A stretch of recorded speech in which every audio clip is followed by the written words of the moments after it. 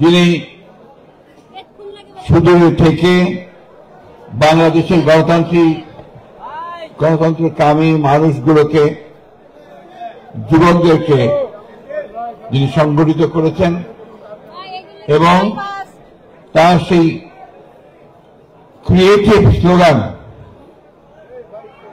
বাংলাদেশ যাবে কোন পথে, ফয়সালা হবে রাজপথে, টেক ব্যাক বাংলাদেশ, এই স্লোগান গোটা বাংলাদেশের মানুষকে অনুপ্রাণিত করে ফয়সালার বিরোধী আন্দোলনে ঝাঁপিয়ে পড়তে সাহায্য করেছে, অনুপ্রাণিত করেছে আমাদের সেই সংগ্রামী নেতা তারেক রহমান, আমাদের বিএনপি ভারপ্রাপ্ত চেয়ারম্যান।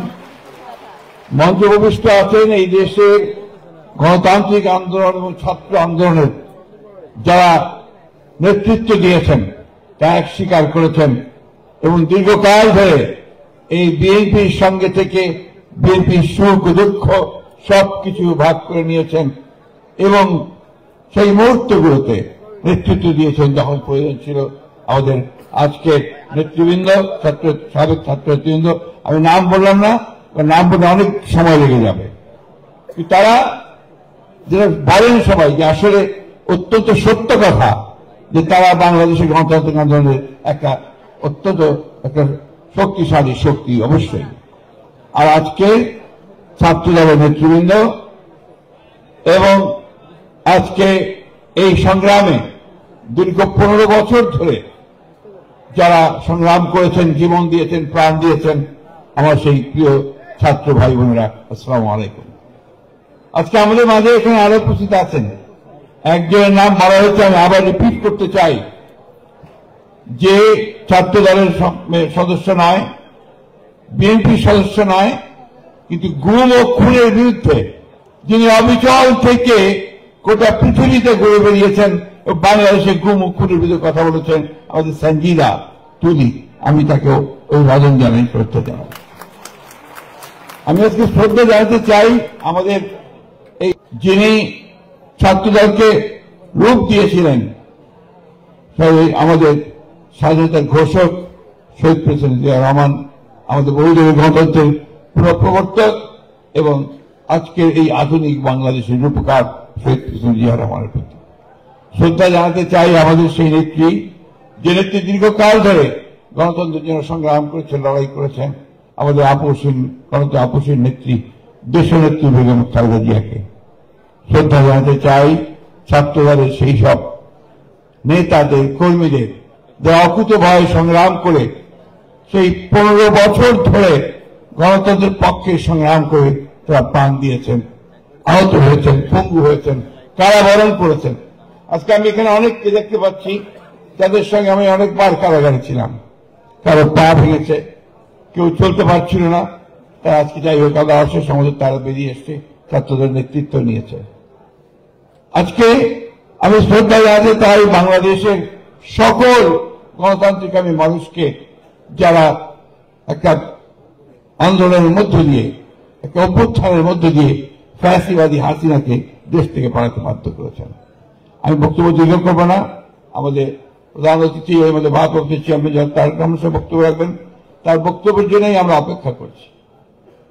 আজকে আমি যে কথাটা আপনাদের সামনে সামান্য তুলে ধরতে চাই যে আমরা একটা ফ্যাসিবাদের বিরুদ্ধে আন্দোলন করে তাকে তাড়িয়ে এখন আমরা অন্তর্বর্তীকালীন সরকার আমরাই তৈরি করেছি।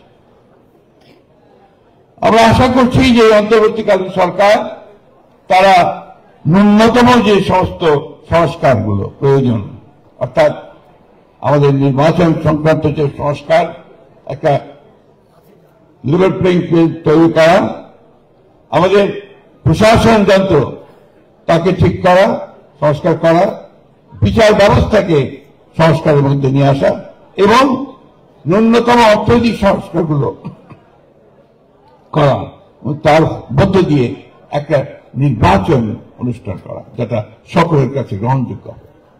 আজকের যে অবস্থা, যে রাজনৈতিক পরিস্থিতি, যে সংকট সৃষ্টি হয়েছে, এই সংকট একমাত্র সমাধান হতে পারে একটা সকলের কাছে গ্রহণযোগ্য নির্বাচনের মধ্য দিয়ে। এটি ইতিহাসে প্রমাণিত। আমরা সে কথাই বারবার বলে আসছি, কিন্তু আজকে দুর্ভাগ্যজনকভাবে বাংলাদেশে আবার সেই চক্রান্তের খেলা শুরু হয়েছে, যেটা অতীতে হয়েছে বহুবার, যারই ফলে আমরা আমাদের শহীদ প্রেসিডেন্ট জিয়াউর রহমান সাহেবকে হারিয়েছি, যারই ফলে দেশনেত্রী বেগম খালেদা জিয়াকে 6 বছর কারাগারে থাকতে হচ্ছে, যারই ফলে আজকে আমাদের নেতা তারেক রহমান সাহেবকে এখনো পর্যন্ত বিদেশে থাকতে হচ্ছে। এই চক্রান্ত আবার শুরু হয়েছে। কি করে বাংলাদেশের সত্যিকার যারা বাংলাদেশে বিশ্বাসী, যারা জোর গলায় বলতে পারে সবার আগে বাংলাদেশ, সেই দলকে, সেই নেতাকে আজকে তারা দূরে সরিয়ে রাখতে চাচ্ছে। বন্ধুগণ, এই চক্রান্ত বহুবার হয়েছে, আজকে আবার সেই চক্রান্ত শুরু হয়েছে। আমরা খুব পরিষ্কার ভাষায় বলতে চাই, বাংলাদেশের মানুষ কোনোদিনই তার এই চক্রান্ত সফল হতে দেবে না। বিএনপিকে ভেঙে ফেলার চেষ্টা বহুবার হয়েছে, বহুবার, কখনোই ভেঙে ফেলা সম্ভব হয়নি। এই বিগত তথাকথিত নির্বাচনের সময় চেষ্টা হয়েছে, একটা ছাড়া 2টা লোককে তারা সরিয়ে নিয়ে যেতে পারেনি। কারণ বিএনপির যে রাজনীতি, এটা হচ্ছে এদেশের জনগণের মানুষের রাজনীতি। সেই রাজনীতি কি? রাজনীতির স্বাধীনতা, সার্বভৌমত্ব আর গণতন্ত্র। এই 3টে জিনিসের উপরে বিএনপির রাজনীতির মূল ভিত্তি।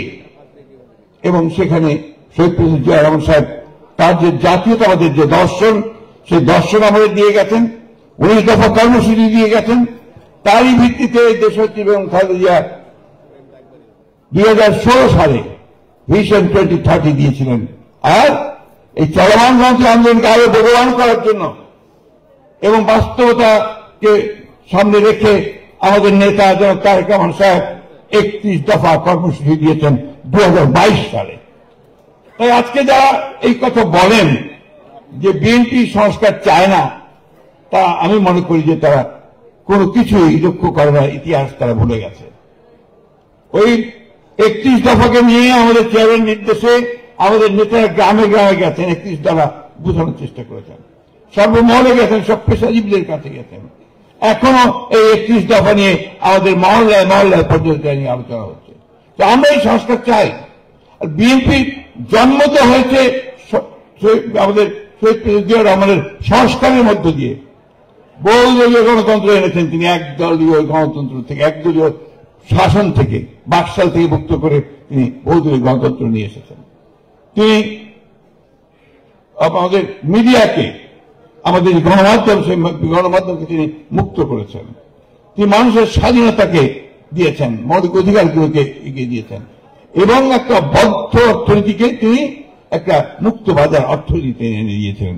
তারপরে আপনারা জানেন যে দেশনেত্রী বেগম খালেদা জিয়ার সময় সেই প্রেসিডেন্সিয়াল ফর্ম অফ গভর্নমেন্ট থেকে পার্লামেন্টারি ফর্ম অফ গভর্নমেন্ট নিয়ে আসা হয়েছে এবং সবশেষে caretaker government system BNP introduce করেছে, করে নির্বাচন ব্যবস্থা যেন কখনোই আপনার কলঙ্কিত না হয় সেই ব্যবস্থাগুলো করার চেষ্টা করছে। সুতরাং সংস্কার হচ্ছে আমাদের বিএনপির সবসময় আছে। আমরা বিশ্বাস করি এটা একটা চলমান প্রক্রিয়া, মানুষের প্রয়োজনের সঙ্গে সঙ্গে, সমাজের প্রয়োজনের সঙ্গে সঙ্গে সংস্কার আনতে হবে। কিন্তু তাই বলে সংস্কারের নাম করে আমরা এমন কিছু হতে দিতে পারি না যেটা আমার গণতন্ত্রকে বিঘ্নিত করবে। তাই বক্তব্য দীর্ঘ করতে চাই না, আহ্বান জানাতে চাই, আর বিলম্ব না করে অনুগ্রহ করে আমরা এই অন্তর্বর্তীকালীন সরকারের কাছে আহ্বান জানাতে চাই, অতি দ্রুত একটা নির্বাচনের ব্যবস্থা করে বাংলাদেশের মানুষকে এই সংকট থেকে মুক্ত করতে হবে, বাংলাদেশের মানুষকে সামনের দিকে এগিয়ে নিয়ে যেতে হবে।